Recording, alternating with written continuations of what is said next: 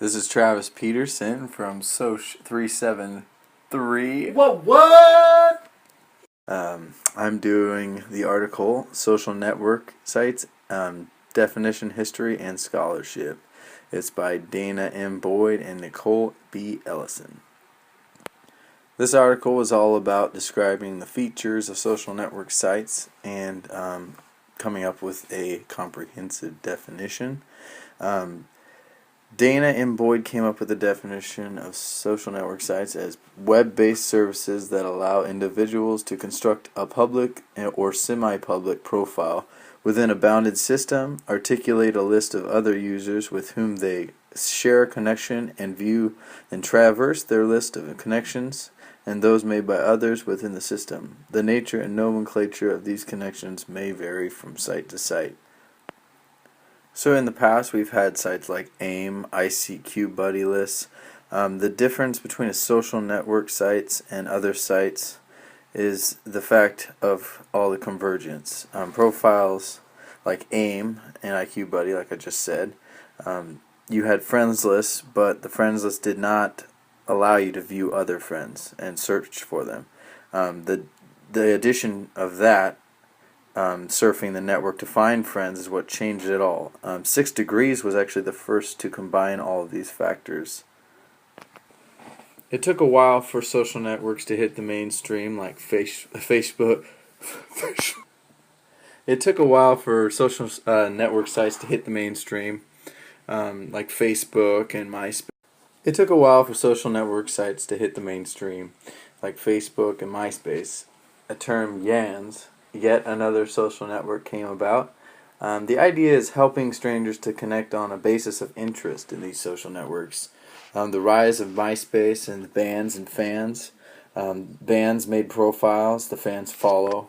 It makes you feel affiliated and closer to them, and if you're liking their page, it shows that you have this interest, and other people will follow you based on your interest, just as Facebook does, and that's why they're so popular, because people share these common interests and want to be like each other, and they will add each other.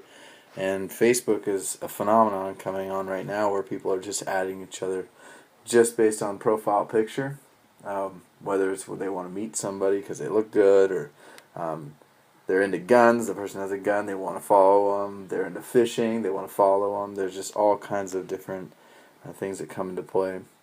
Facebook actually began as a private community, and I was actually unaware of this, more intimate, and it was based out of Harvard. They only allowed students from the college that had an email address, harvard.edu, associated with the school, so you couldn't get into it if you were in another school. And I couldn't imagine being at WSU and having our own little social network. It would be kind of neat, but at the same time it would be so confined and you wouldn't really get out. But it's still interesting. But Facebook changed that, and now it allowed high school students, and then pretty soon it was everybody else. Pretty much allows for everybody to get together when they can't in the physical sense. It's kind of a nice way of saying a network public.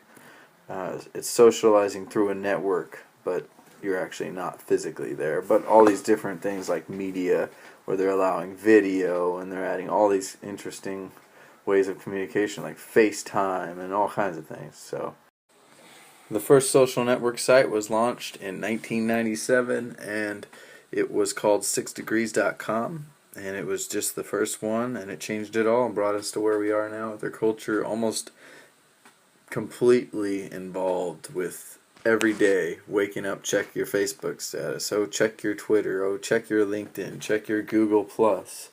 Everything, everyone's got it in their pocket. It's 24/7, and it's an always-on approach.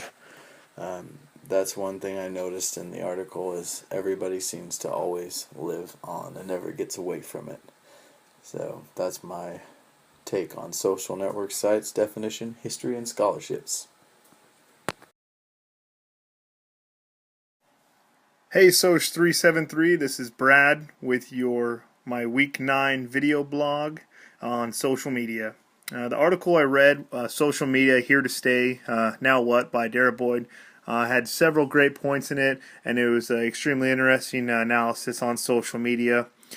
She introduced various concepts about like user generated content, as well as the 5 properties of social media being persistence, replicability, searchability, scalability, and locatability.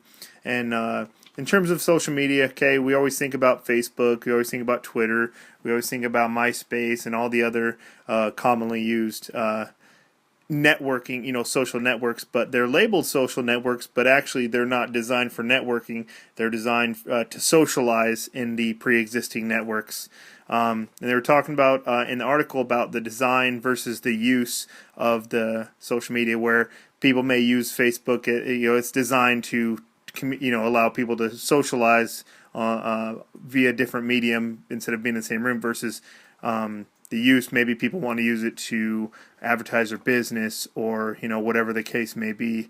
Another thing that I found is really interesting is the use between the youth and the versus the adults, and how the youth will use it, will decorate our profiles and do cool stuff and update all this information, where the adults use it, according to the article, the adults are using it to communicate. The other thing too, I was thinking about what it relates back to one of the properties is searchability, and how that's a safety consideration. So adults, say for instance you have a kid, you're going to be concerned about the searchability and the safety aspects and the privacy aspects of your Facebook profile of obviously your kids. The last part that I wanted to introduce was how social media can communicate to a broad based audience, or it can be a direct communication tool, and how for example, an email is commonly used, and even in our school, it's like, hey, shoot me an email if you have any questions to your instructor. You're not going to call them, you're going to use your email as a direct means of communication, and that's the assumption that everyone has one, when maybe some people don't, some people do. Lastly, social media is here to stay, and now we just have to evolve with it, as a direct quote from the author, and I completely agree with it. We're going to create a society, the norms, the uses, we're going to incorporate that into our society, and social media is great stuff.